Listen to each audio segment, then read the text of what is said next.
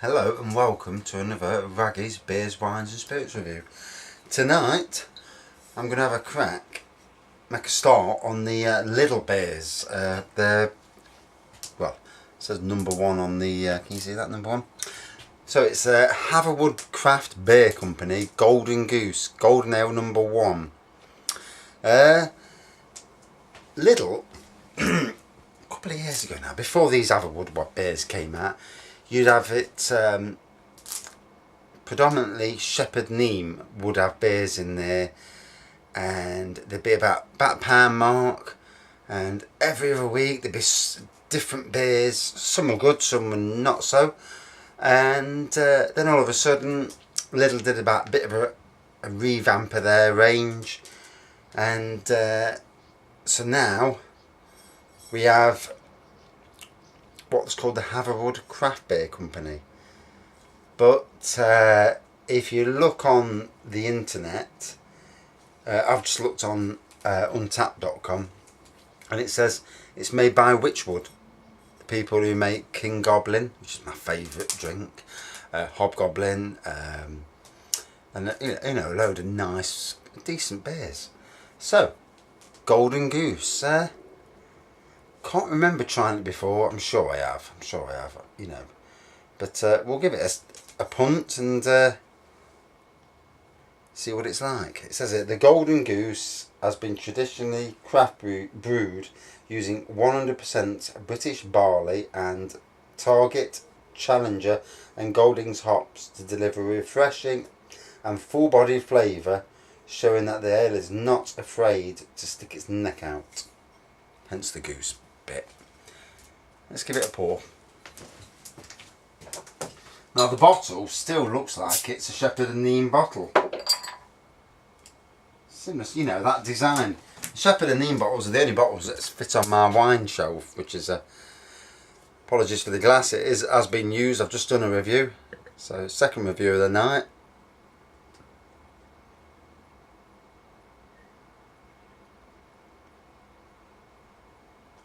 So it's a 3.8% beer, golden in colour, which is, you know, it should be. It's actually a golden beer. Again, a good head on it. Plenty of carbonation, as you can see. White head. Not much of a smell to it, to be fair.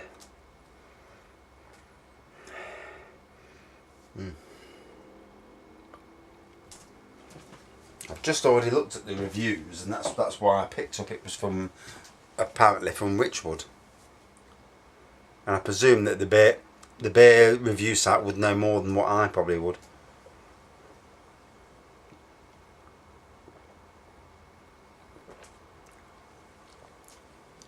So, first thing, get it round my palate. I mean, I did taste a Lidl beer the other for the World Cup, Golden Goal.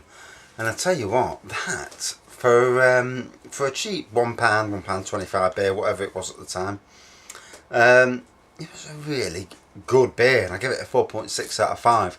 And I don't give 4.6 out of 5 for anything, so you know, an outstanding beer, and it was only 3.8%. And I generally seem to go towards the stronger beers. You know, it's. But that's not saying that some of the weaker beers, you know, I've got a good taste, good smell.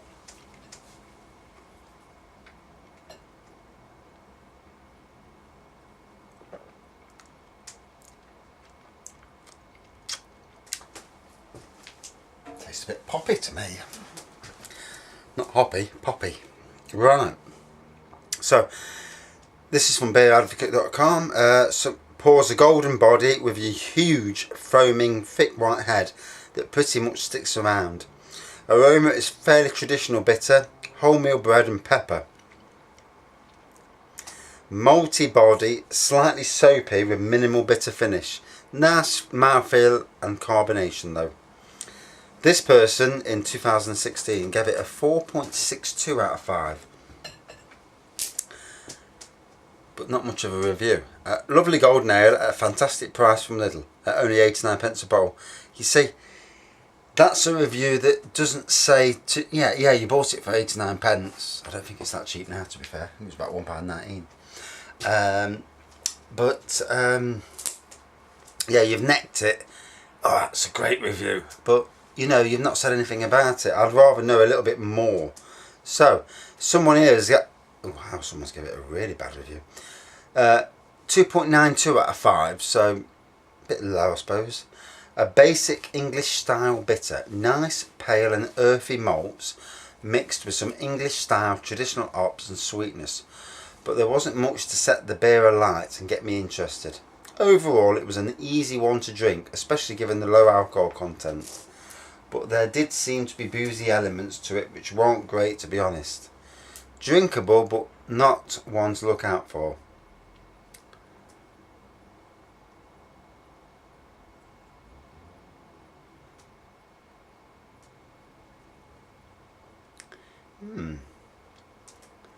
There we go. 2.94 out of 5. A dark amber coloured beer with off-white head. I suppose so. The nose has chalk, white wine and a hint of dried fruit. There's no white wine in the smell.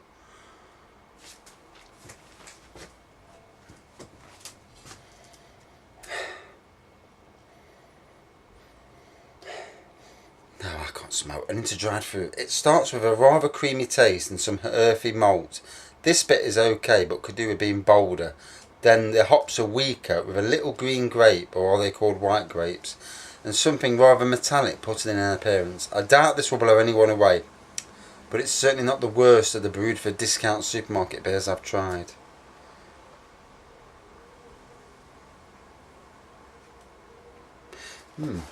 So, on the whole, the consensus, you know, seems to be, on that website at least, you know, rather low. And I suppose for a £1.19 beer, you know, but that's not to say all cheap beers, you know, deserve a low score. So,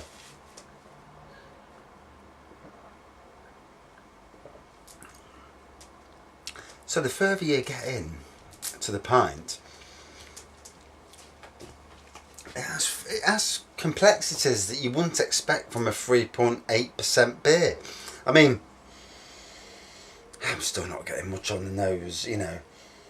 Very low malty flavour, you know, coming through, but that's for white wine. I know what white wine smells like.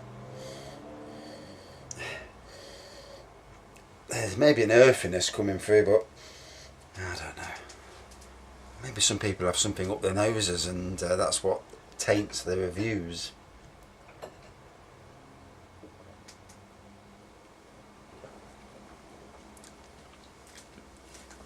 As for golden ale, there's still carbonation coming.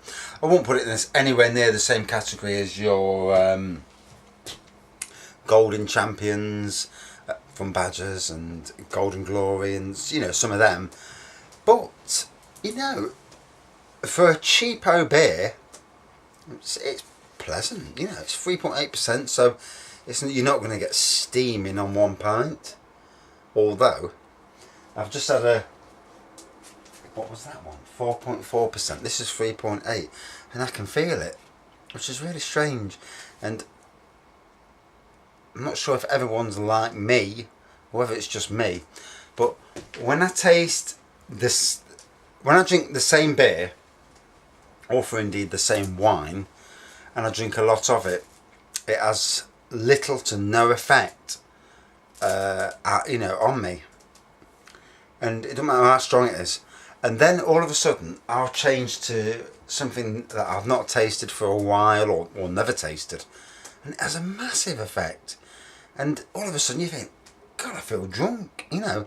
And then I look at the percentage and I think, hold on a minute, this is low. It's bloody weak. Why am I feeling drunk or, you know, tipsy on something that there's two low percentage ales? And I'm feeling that now, even though I've had a 4%er, and this is a 3.8, I can tell it's hitting me, which is it shouldn't be the case, but it is. And I think that your body gets used to certain alcohols, wines, whatever, and it registers with your body, and you think, yeah, I've had that before, you know, that's not bad. It's not bothering me. And then you have two like I've just had now, and both quite low, and my brain's thinking, hey, I've not had them ones before. Hey, yeah, they're hitting you, and you know, whether that's the case or not, I'm not sure, 100%, but it certainly seems it to me.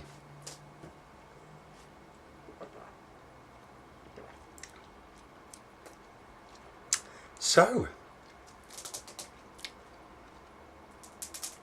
I'm going to go against what other people are saying. This is actually, it's not changed from top to bottom, and I had that the other night where something, when I drank the first half of the pint, it was significantly nicer than the second half. The second half turned sweet, and it turned a beer that I actually had massive respect for, turned it into a beer that I don't want to drink again. And this beer, quite the reverse. I wonder if our expectations of the beers from, you know, the likes of Lidls and whatnot,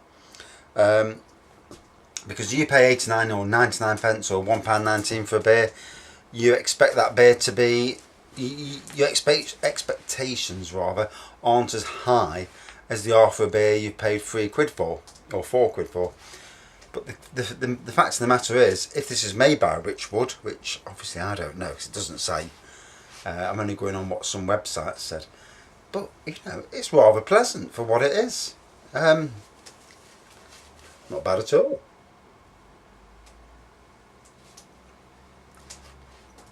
A 3.8%. I would say the taste of it brings it in at something like 4.5. You know, it says 3.8%, so you've got to go with that. But to me, it don't taste that. It tastes stronger. It's certainly a nice beer. I wouldn't say it's the best summer tasting beer I've had, because I've had some that are outstanding, you know. But that, you know, what we've got to look at is the weather. On a really hot day, you know, some beers just might hit the spot better than other beers. Today's not so hot, even though it says it's 70 odd degrees on the thermometer over there. But yeah, really pleasant. Yeah,